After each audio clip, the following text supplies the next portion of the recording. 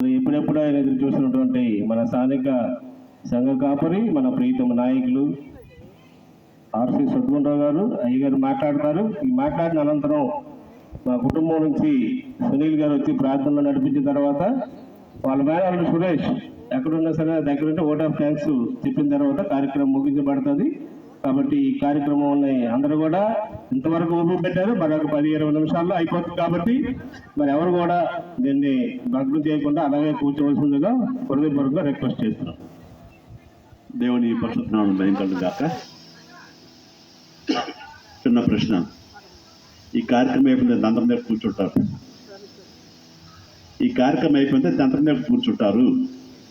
చేస్తండి ఎవరైనా. ఈ కార్యక్రమం అయిపోయిన తర్వాత కూడా ఎవరు కూర్చుంటారు? చేస్తండి.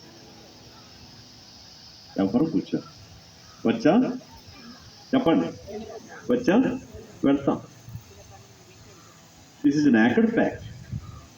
భూలోకానికి వస్తున్నాం, భూలోకాన్ని విడిచి వెళ్ళొస్తుంది. No seat is permanent for anybody. ఎవరికి ఈ చోటు శాశ్వతం కాదు. You must go.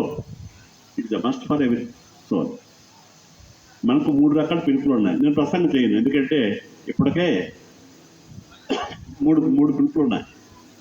ఒకటి, ప్రయాసపడే భారం మోచిన వాళ్ళ మీదకు రండి. First call it is from Jesus. రండి. ఎందుకు? రక్షణ కొరకు. మీకేమిస్తాను? విశ్రాంతి. అది ఎప్పుడు దొరుకుద్దంటే ఇప్పుడు దొరుకుద్దండి. ఎప్పుడు? ఇక తమ శ్రమలు మాని ప్రయాసపడి భారం మోచినందుకు రండి, నేను మీకు విశ్రాంతి. ఎప్పుడు ఇస్తాడు ఆయన? ఎప్పుడంటే విశ్రాంతి భూమి మీద మనిషికి? No rest, complete arrest, life burst, కాదనుకుంటే వరస్ట్. కనుక ప్రియమైన వాళ్ళారా, first call is for the salvation call. A call for salvation, రక్షణార్థం పిలుపు. ప్రయాసపడి భారం మోచిన వాళ్ళారా నా దగ్గరకు రండి, నేను మీకు ఏమిస్తాను?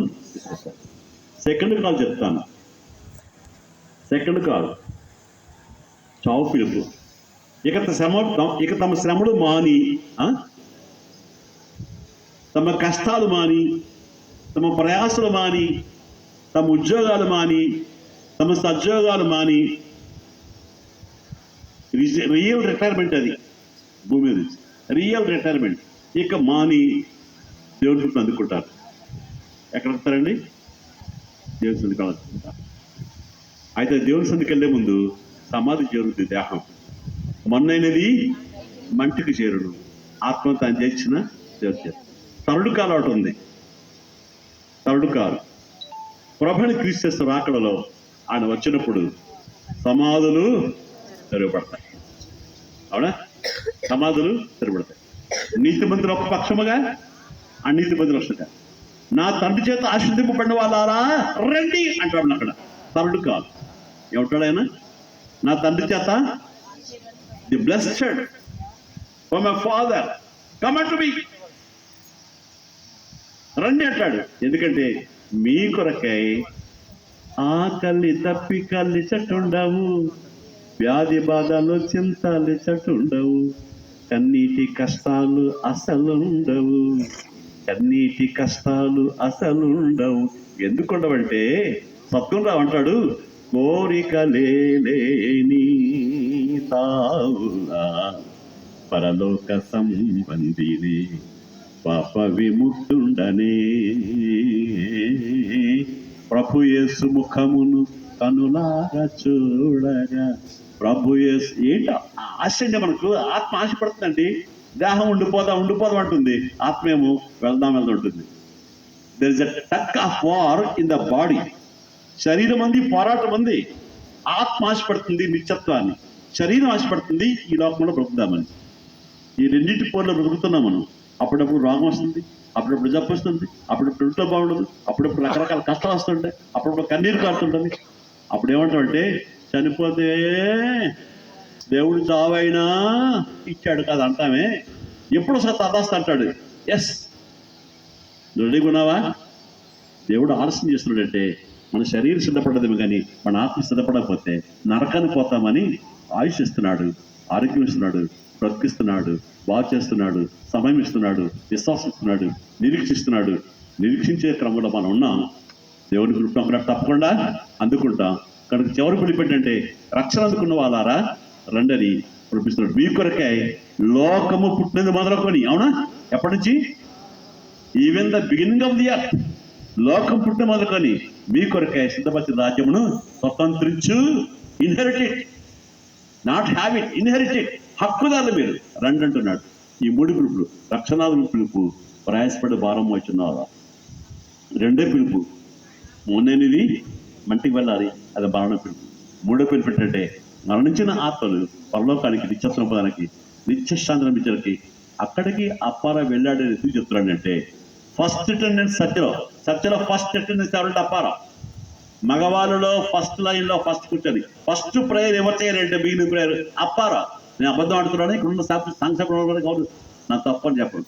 ఫస్ట్ ప్రేయర్ అప్పారా. కనుక ప్రియమైన వాళ్ళారా అని పిలువబడ్డాడు. నీకు నాకు ఇంకా కష్టాలు ఉన్నాయి, నీకు నాకు శ్రమలు ఉన్నాయి, నీకు నాకు బాధలు ఉన్నాయి, నీకు నాకు ఎన్నో బాధ్యతలు ఉన్నాయి, ఏమో అవన్నీ నెరవేర్చాలని అనిపించాలని దేవుడు కోరుతున్నాడేమో. పిలుచుకున్నాడు, హాయిగా దేవుడి సన్నిధిలో అనిపిస్తున్నాడు. కనుక అట్టి మహాభాగ్యం పొందినటువంటి ఆయన బట్టి మనం ఏం చేయాలంటే, నేను క్రైస్తవుడుగా దేవుడి సన్నిధిని, దేవుని యొక్క సాన్నిధ్యాన్ని, దేవుడి యొక్క సంఘాన్ని, దేవుడి పరిచర్యను, దేవుడి ఆరాధనను, దేవుడి సన్నిధానంలో ప్రార్థన పడుకుని బతుకుతూ మంచి మరణాన్ని పొంది నిత్యం పొందాలి. బాధపడకుండా వస్తూ రోగం నుంచి ఎత్తించుకోకుండా ఏమీ కాకుండా ఆ మరణం పొందడం అనేది గొప్ప మరణం. అట్టి మరణమే మనం అభిష్టాలి. మనం దేవుడు ఈ మాటల్ని అంగీకరించి విడిబడి కుటుంబాన్ని, పిల్లల్ని ఇన్నాళ్ళు దీవించి ఆయన లేని లోటు ఏమైనా ఉంటే సంపూర్ణంగా నిండుగా దేవుడు నెరవేర్చి వారికి మేలు చేయాలని మనసారి కోరుకుంటూ ఈ మాటలు ముగిస్తున్నాను. డాక్టర్ శివార్ చెప్పలేం కానీ సమయం జరిగి ఆయన క్లుప్తంగా చెప్పి ముగించినందుకు కుటుంబపక్షంగా ఈ వేదిక ద్వారా వారికి వందనాలు తెలియజేస్తున్నాను.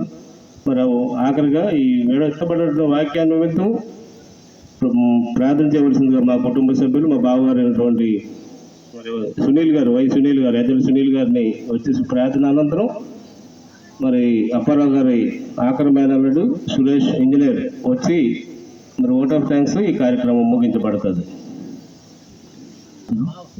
మహాగణుడైన తండ్రి, నీ ప్రేమను బట్టి, నీ కృపను బట్టి, నీ ఆదరణ బట్టి, ఈ యొక్క ఆదరణ పూర్వక కలిగి ఉండటానికి మరి అప్పారావు గారిని నీవు నీ యొక్కకు పిలుచుకున్నావనే విశ్వాసంతో కుటుంబ సభ్యులు, విడువబడినటువంటి భార్య, పిల్లలు, వారి అల్లుళ్ళు, రక్తవార్షులు మొదటి పిలుపుని అందుకున్న వారే 2వ పిలుపులో నిలబడగలరు, నిలబడేవారిని 3వ పిలుపులో ఎత్తబడగలరు. అటువంటి ధన్యత అప్పారావు గారికి ఉన్నదని వారి సంఘ సేవకులు తెలియజేసిన విధానం బట్టి మేము ఎంతగానో సంతోషిస్తూ ఉన్నాం.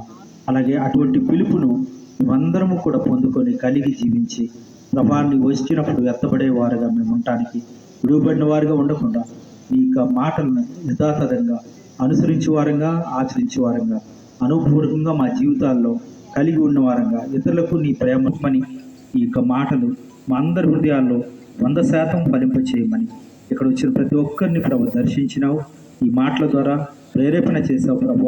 అవి జీవపు మాటలు గనక అందరిలో నీ మాటలు ఫలింపచేసి నీవే మహిమ పొందమని, ఈ కుటుంబాన్ని ప్రభు ఆదరించమని, భార్యను, పిల్లలను, అల్లుళ్ళు, కొడుకుని దీవించమని, సమాధానంతో నడిపించమని, మీరే మహిమ పొందమని యేసు పరిశుద్ధ నామంలో ఈ ప్రార్థన అడిగి వేడుకొనిచున్నాము తండ్రి.